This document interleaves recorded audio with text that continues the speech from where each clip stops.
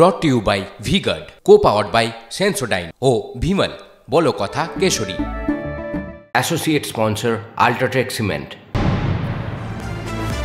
নমস্কার, আপনারা দেখছেন টিভি 9 বাংলা। আমি শুভজিৎ রয়েছি আপনাদের সঙ্গে। ভয়াবহ ট্রেন দুর্ঘটনা 2023-এর জুন মাসে, সেই ভয়াবহ বাহানাগার ট্রেন দুর্ঘটনার স্মৃতি এখনো দগদগে।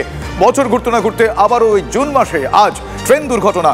এবার কাঞ্চনজঙ্ঘা এক্সপ্রেসে ধাক্কা মালগাড়ির। কাঞ্চনজঙ্ঘা এক্সপ্রেসে ধাক্কা মারল মালগাড়ি সিগন্যাল ভেঙে কিভাবে এগিয়ে গেল, এ প্রশ্ন এড়াই কি করে বলুন তো? যান্ত্রিক ত্রুটি নাকি এক্ষেত্রে শুধুই চালকের দোষ, এ প্রশ্ন উঠছে। যান্ত্রিক ত্রুটি ছিল নাকি চালকেরই দোষ? উত্তর সময় বলবে। মালগাড়ির চালক কি ঘুমিয়ে পড়েছিলেন, এ প্রশ্ন উঠছে। সব ট্রেনে আদৌ কি কবচ সিস্টেম রয়েছে, সেই কবচ সিস্টেম নিয়েও কিন্তু প্রশ্ন উঠছে। দুর্ঘটনাস্থলে ক্রসিং পয়েন্ট, সেখানে কি যান্ত্রিক ত্রুটি ছিল? জানা নেই এখনো। মালগাড়ির ধাক্কায় দুমড়ে গিয়েছে যাত্রীবাহী কামরা। একবার ছবি দেখাই আপনাদের। ভয়াবহ সেই ছবি, দুর্ঘটনার পর ভয়াবহ সেই ছবি। পুরো দমে উদ্ধার কাজ চলছে, দুমড়ে মুচড়ে গিয়েছে। কি কারণে এই দুর্ঘটনা সময়ের সঙ্গে সঙ্গে জানতে পারা যাবে ঠিকই, কিন্তু এখনো পর্যন্ত যা পরিস্থিতি, পিটিআই সূত্রে আমরা জানতে পারছি 15 জনের মৃত্যু হয়েছে, 60 জন আহত। কিন্তু দুর্ঘটনার কারণ কি এখনো জানতে পারা যায়নি। এখন রেলের তরফ থেকে যেটা বলা হয়েছে যে চালক সিগন্যাল মিস করেছিলেন, ফলে শুধুমাত্র চালকেরই দোষ এক্ষেত্রে, নাকি অন্যান্য যান্ত্রিক ত্রুটিও রয়েছে। কবচ সিস্টেম, সেই কবচ মানে রক্ষা কবচ কোথায়? যতটা ইমপ্লিমেন্টেশন দরকার ছিল, যতটা তার প্রয়োগ দরকার ছিল, সেই মতো প্রয়োগ কি হয়েছে? একটার পর একটা দুর্ঘটনা এই প্রশ্নগুলোকে আরও জোরালো করে। আমরা শুধুমাত্র এই ঘটনা দেখানোর জন্য না, প্রত্যেকটা মুহূর্তের লেটেস্ট আপডেট আপনাদের দেখাচ্ছি ঠিকই, কিন্তু এই ঘটনাগুলো যে প্রশ্ন তোলে, আপনাদের যা প্রশ্ন, যে প্রশ্নের উত্তরে আমাদের সুরক্ষা নির্ভর করছে, সেই প্রশ্নগুলো সংবেদনশীল সংবাদ মাধ্যম হিসেবে টিভি 9 বাংলা আরও একবার তুললো এবং এর উত্তর আমরা চাই। একবার দেখুন সেই ছবি। ভয়াবহ দুর্ঘটনা, কাঞ্চনজঙ্ঘায় এক্সপ্রেসে মালগাড়ির ধাক্কা, দুমড়ে গিয়েছে দুটি বগি। যে ট্রেন শিলচর আগরতলা শিয়ালদার মধ্যে চলে, তাতে মান্ধাতার আমলে কোচ কেন মান্ধাতার আমলে কোচ কেন এখনো LHB কোচ দেওয়া যায়নি, এই প্রশ্ন আমরা এড়াই কি করে? আইদার কোনো ত্রুটি হয়েছে, সিগন্যাল কিংবা অথবা অন্য কিছু, আর ড্রাইভার ওভারশুট করে। যদি লোকো পাইলট কোনো কারণবশত হতে পারে, লং আওয়ার্স হয়েছে, হতে পারে ক্লান্তি হয়ে, এই গরমের এটাও হতে পারে, ও এখন সেন্সে আছে ছিল কি না সেটা খতিয়ে দেখতে হবে। লোক খুব কম আছে, বিশেষ করে বারবার বলেছি আমরা যে সেফটি ক্যাডারে কমসে কম যে স্টাফগুলো আছে তাকে সবাইকে ফুলফিল করা হোক। কিন্তু যাই তাই একটা অ্যাক্সিডেন্ট হলে তখন হইচই হয়, হাল্লা হয়, চাল্লা হয়, তারপরে আবার সেই রকমই। ঠিকই তাই, একটা দুর্ঘটনার পর নানা প্রশ্ন ওঠে। উনি যেরকম বললেন হইচই ওঠে, কিন্তু তারপর যে কে সেই না, তারপর যে কে সেই নয়, কেন বন্দোবস্ত নয়, সে প্রশ্ন আবারও বলছি। সংবেদনশীল সংবাদ মাধ্যম হিসেবে আমরা আবারও সে প্রশ্ন তুলছি। কিভাবে দুর্ঘটনা ঘটলো? রেল বোর্ডের দাবি মালগাড়ির চালক তিনি সিগন্যাল ভাঙেন, সে কারণেই বিপত্তি। দুর্ঘটনার দায় শুধুই চালকের কি? সূত্রের খবর, যে পরিমাণ পণ্য পরিবহন এবং অন্যান্য সামগ্রী পরিবহনের পরিমাণ বেড়েছে, তাতে মালগাড়ির লোকো পাইলটরা 1 মাসের মধ্যে যে ছুটি পাওয়ার কথা সেটাও পাচ্ছেন না, ফলে তাদের বিশ্রাম পর্যাপ্ত হচ্ছে না। সেক্ষেত্রে সে কারণেই কি চোখ লেগে আসছে, তারা ঘুমিয়ে পড়ছেন ক্লান্তিতে, সে কারণেই কি দুর্ঘটনা বাড়ছে? এই প্রশ্নগুলো এই ঘটনা আরও একবার জোরালো করলো, আরও একবার। प्राइमा फेसी लगता है ह्यूमन एरर, सिग्नल डिसरिगार्ड किया। मतलब इसका ये है कि उनको गाड़ी रोकनी चाहिए थी, उनको आगे गाड़ी बिना रोके नहीं चलानी चाहिए थी, पर ऐसा लगता है कि गाड़ी उन्होंने नहीं रोकी और वो सिग्नल के बावजूद, सिग्नल था रुकने के लिए, उसके बावजूद गाड़ी आगे चली गई। पीछे वाली गाड़ी को रुकना था। ये पहले फर्स्ट इंडिकेशंस हैं, एंड हमें ज़्यादा डिटेल तो अब इंक्वायरी के बाद ही पता चले। अनफॉर्चुनेटली जो ड्राइवर साहब थे वो भी he is also perished in this accident, so we have no authentic way of knowing what exactly happened. চালক তিনি সিগন্যাল ভাঙেন, সে কারণে বিপত্তি এখনো পর্যন্ত জানা যাচ্ছে। কিন্তু আরও যে সমস্ত আনুষঙ্গিক প্রশ্নগুলো উঠল তার উত্তর কে দেবে? একটার পর একটা দুর্ঘটনা সে প্রশ্নগুলোকে বারবার বলছি আবারও জোরালো করছে। এক্ষেত্রেও অন্যথা হয়নি, এতগুলো মানুষের প্রাণ গেল, এর খেসারত কে দেবে? আমরা এই যাবতীয় প্রশ্নের উত্তর চাই। আমরা আবারও সে প্রশ্নগুলো তুললাম, কিন্তু এই মুহূর্তে লেটেস্ট আপডেট জানবো আমার সহকর্মী সায়ন্ত ভট্টাচার্য এই মুহূর্তে আমার সঙ্গে রয়েছেন। সায়ন্ত, এখনো পর্যন্ত যেটুকুটা পিটিআই সূত্রে জানা গিয়েছে 15 জনের মৃত্যু, 60 জন আহত হয়েছেন বলে জানতে পারা যাচ্ছে। এই সংক্রান্ত আর কি আপডেট মিলেছে?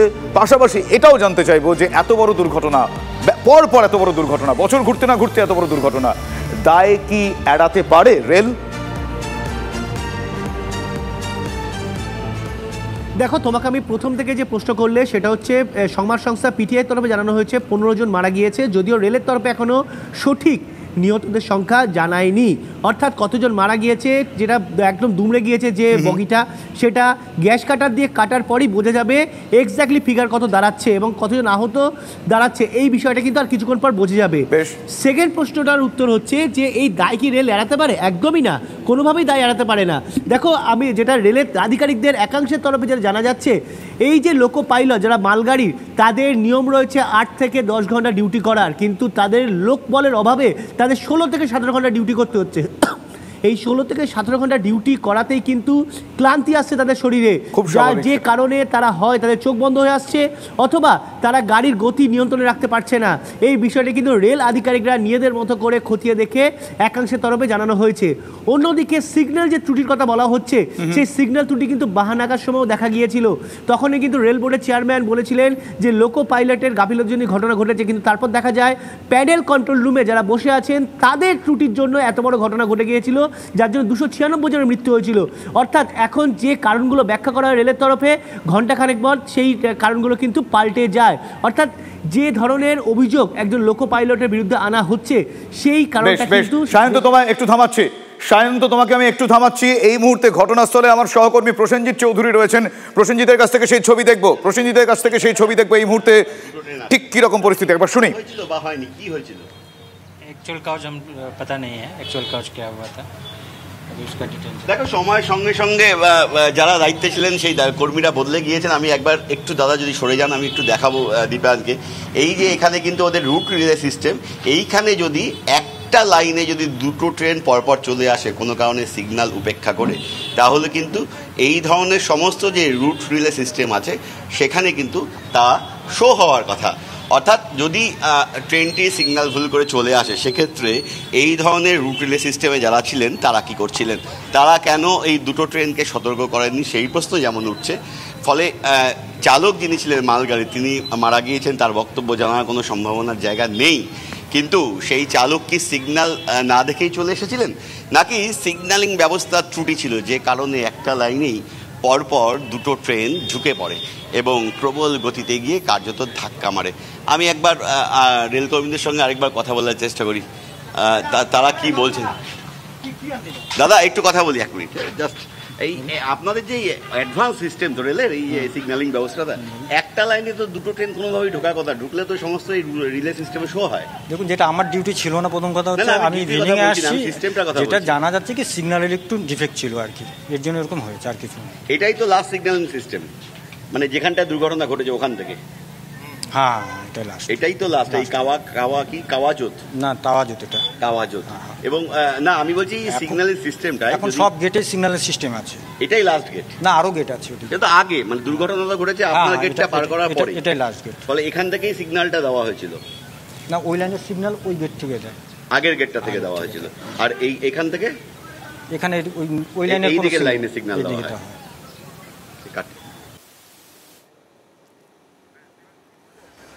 রেলের তরফ থেকে কিন্তু এক আধিকারিক তিনি কিন্তু স্পষ্টতই বললেন যে এই দুর্ঘটনার কারণ সিগন্যালিং সিস্টেমে গন্ডগোলের জন্য এখনো পর্যন্ত 15 জন প্রাণ হারিয়েছেন। এখনো পর্যন্ত সংখ্যাটা আরও বাড়তে পারে বলে আশঙ্কা করা হচ্ছে। শুধু তাই নয়, 60 জন আহত। সিগন্যালিং সিস্টেমে গন্ডগোল, দুর্ঘটনার পর এত জনের প্রাণের খেসারত দেওয়ার পর কেন জানতে হচ্ছে। আমি আরও একবার যাই আমার সহকর্মী সায়ন্ত ভট্টাচার্যের সঙ্গে। সায়ন্ত, কিছুক্ষণ আগেই আমরা এইমাত্র কথা বললাম, আমার সহকর্মী প্রসেনজিৎ ছিল, রেলের এক আধিকারিক, তিনি বলছেন যে সিগন্যালিং সিস্টেমে গন্ডগোলের জন্য এই ভয়াবহ বিপত্তি। বারবার কেন এই ধরনের ঘটনা ঘটার পর, দুর্ঘটনা এতগুলো প্রাণ যাওয়ার পর তারপর এগুলো দেখতে পাওয়া যাচ্ছে? আগে দেখার, প্রিভিউ করার সত্যি কি কোনো বন্দোবস্ত নেই, কোনো ব্যবস্থা নেই? দেখো, তোমার এই প্রশ্নের উত্তরে আমি বলবো সিগন্যালিং ব্যবস্থা যে ধরনের অডিট প্রয়োজন, যে ধরনের রক্ষণাবেক্ষণ প্রয়োজন, যে ধরনের নজরদারি প্রয়োজন তা কিন্তু তথৈবচ, অর্থাৎ কোনো রকম হয় না। যেখানে নিয়মে বলা আছে, যেটা বিশেষজ্ঞ রেল বিশেষজ্ঞরা জানাচ্ছেন, মিনিমাম এক সপ্তাহের মধ্যে 3 থেকে 4 বার অন্তত চেক করা দরকার, কিন্তু সেটা হয় না। একবার কি দুবার কেন হয় না? এটা কি নিছক গাফিলতি? হয় না। কেন হয় না? মালগাড়িগুলো যেটা দুর্ঘটনা, দুটো কারণ আছে। এক হচ্ছে গাফিলতি, 2 হচ্ছে লোকবলের অভাব। এত বিরাট নেটওয়ার্ক, আমাদের ভারতবর্ষ সবচেয়ে বড় নেটওয়ার্ক সিস্টেম রেলের, তাতে যে পরিমাণ এই সিগন্যালিং ব্যবস্থা দেখার জন্য যে ধরনের লোকবল প্রয়োজন, যে ধরনের কাজ দরকার, সেটা কিন্তু নেই। লোকবলের অভাবে ভুগছে রেল, আর সেই কারণে কিন্তু একের পর এক প্রত্যন্ত এলাকা হোক বা রিমোট এরিয়া হোক, এই এরিয়াগুলোতে কিন্তু সিগন্যালিং ব্যবস্থা খতিয়ে দেখা প্রয়োজন, সেটা হচ্ছে না। আর বারবার করে তুমি দেখতে পাচ্ছ যে এলাকায় ঘটনা ঘটছে তা কিন্তু কোনো মূল জাংশন পয়েন্টে না, মূলত বাহানাগা রিমোট এরিয়া আর যে রাঙাপানি রিমোট এরিয়া, অর্থাৎ রিমোট এরিয়াগুলোতেই কিন্তু বারবার করে দুর্ঘটনা ঘটছে, কারণ সেই এলাকায় চেক করার মতো বা খতিয়ে দেখার মতো কেউ নেই। আর এই লোকবলের অভাবে কিন্তু ভুগছে। দ্বিতীয় কারণ যেটা তুমি বলছো, সেই দ্বিতীয় কারণ হিসেবে বলে দিই, মালগাড়িগুলো লজ্জরে। এলএইচবি আধুনিক কোচ দরকার, সেই এলএইচবি কোচ পাওয়া যাচ্ছে না। যে পণ্যবাহী ট্রেনগুলো চালানো হচ্ছে সেগুলো লজ্জরে হয়ে রয়েছে। অনেকগুলো প্রশ্ন শান্ত, অনেকগুলো প্রশ্ন এই ক্ষেত্রে আসছে। শান্ত, তুমি আমাদের সঙ্গে থাকো। Brought to you by V Guard, co powered by Sensodyne ও ভিমল, বলো কথা Keshari. Associate sponsor Ultratech Cement.